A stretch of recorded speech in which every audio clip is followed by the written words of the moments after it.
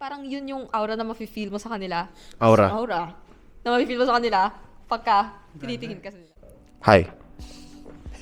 What's up? Dito tayo ngayon sa Dark League Studios. Kakatapos lang ng Recall, which featured our lovely guests. At your service, ako pala si Leo. And this is our roster reaction for Echo. Now, Auntie, it's no secret that Echo is struggling. Oh, sakto, may jacket pa siya. And it's this point that we can say that they're really struggling because they're the world champions, pero hindi na sila number one. Ano mas mo nangyari?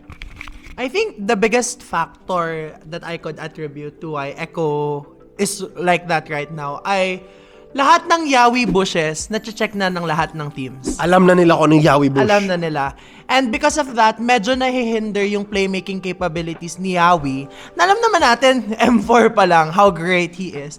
Tapos most of the time, blacklist lang I think yung nagbaba ng chew ni Yawi.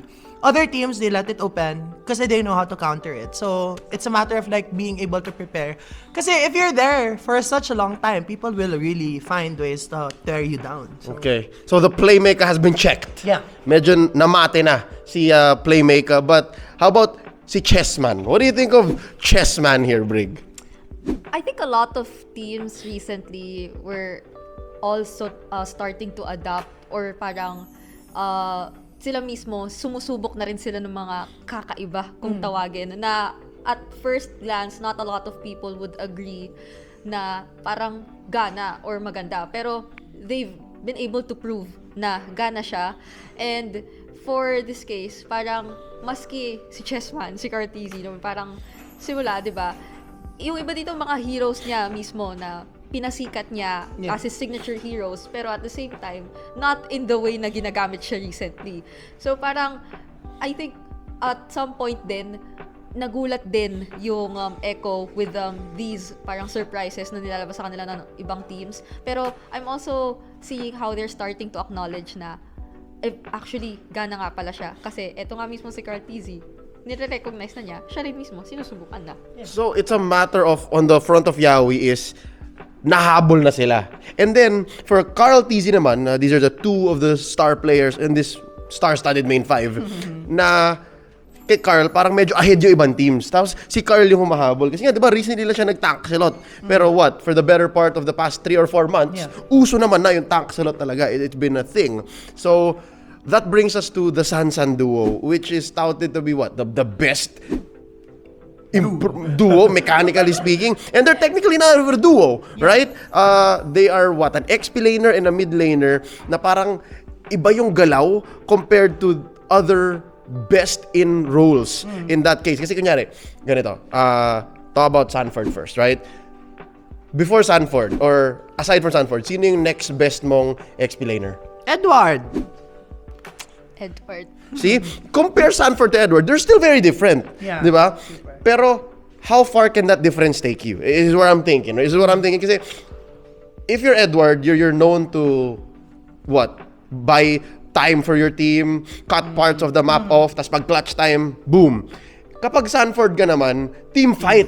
Team fight ang puhunan mo. So, what if the opponents don't allow for team fights? I think marami tayong nakitang ganun ngayon sa metagame in Season 11, wherein they're not even fighting. Like, we win because we avoid fights.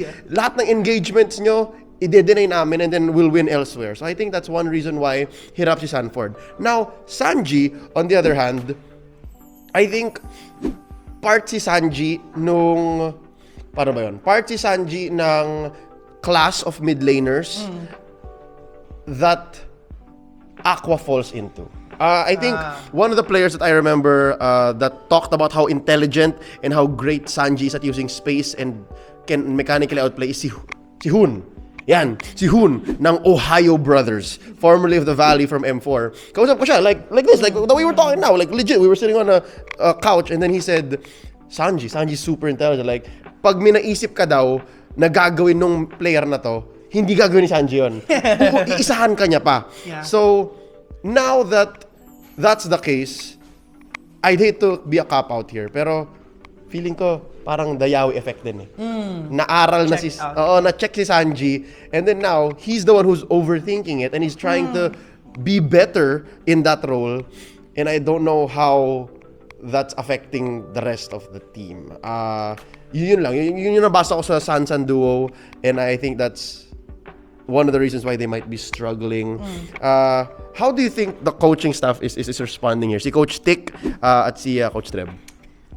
Actually, parang gusto ko ngang i-highlight din si Ma'am Mitch. Of course! Aside from, well, as for yung coaching staff naman, I think nandun at mahahanapan talaga nila ito ng answer considering the amount of experience they already have, and parang makikita mo yung Echo as a team na talagang parang not just because of M4, parang nakapag-form na talaga sila ng chemistry and bond, since way back. Pero parang hindi ka mag-doubt na parang for Echo, alam mong alagang-alaga sila, and yung alaga na yon in a sense, hindi siya titigil lang sa parang outside the game. I know and parang I feel na all of their staff or parang everyone sa community nila are actively trying to look for parang answers. Kasi parang yun yung nature ng Echo, and parang yun yung aura na mafe-feel mo sa kanila. Aura. Na mafe-feel mo sa kanila pagka tinitingin ka sa nila. Naisahan tayo na. Napasok niya pa yan. Galing mo eh. Yeah. So, just to add to that, I think I have to say, yung Echo ngayon, even before the whole M4 era, nung S10, siguro, sabihin natin S10, sila yung team na parang gusto kong istan because they feel the most like a sports team. Like their marketing and the direction, which I think takes a lot of cues from their manager, from Mitch. It's like, ang saya nilang sundan. Yeah. Super. And hindi lang sila sports team, like in the game. Sports team din sila off the game. Lahat ng Echo, sumasama kasi ako kapag basketball yung mga tao. Yung mga Echo, grabe paldo mag-basketball, lalong-lalo na si Yawi. Nambabalya siya. Si Yawi, no, I think he played in high school. And si Sanford or si Sanji, basta isa sa Sansan duo, di They ba? moves. Like, kung titignan mo, lanky sila eh. Kasi like, they're not built well. But then, apparently, malalakas sila tumira ng tres. Oh, okay. So that's something now we know. I mean, doesn't affect in-game, pero it's good to know. Now, there's one more player we didn't mention that's part of the main five, and that's Bagyong Benny, now known as Daddy Benny. Yeah. Of all of them, we mentioned how maybe the other members, the four members, are, let's say, meron silang sarili nilang struggles. Is it just me, or is Benny just the best right now? Wala siya. Parang siya talaga yung nagiging shining hope ng Echo so far. Even in their previous games, nung naglaban sila ng Blacklist, 'di ba? Blacklist versus Echo, I think yung nagpanalo doon si Benny talaga. Kasi Claude siya, if I remember correctly, in that game. And ang ganda ng mga blazing duet niya to the point na kahit naiipit sila in terms of objectives, ganyan, nakakahabol siya. And I think the problem lies lang yung fact na kapag hindi siya nabibigyan ng space to brew up more, hindi na-unleash yung storm. But then apart from that, he still finds ways eh. So, relatively speaking, I think Benny has the, least concerns right now. Yeah, but in real life, he has the most important of concerns, no? He's entering a new chapter in his life, and we couldn't be any prouder. I'm sure he's happy, and yun, parang Daddy Benny hits diff, more power, of course, in game and out. Pero ayun, that's what's going on right now, and I guess this is not as, sabi natin, critical. Kasi hindi naman ganun kasama yung posisyon ng Echo. They're still doing great. And who knows, they can still end the season on top based on how they play the rest of Season 11.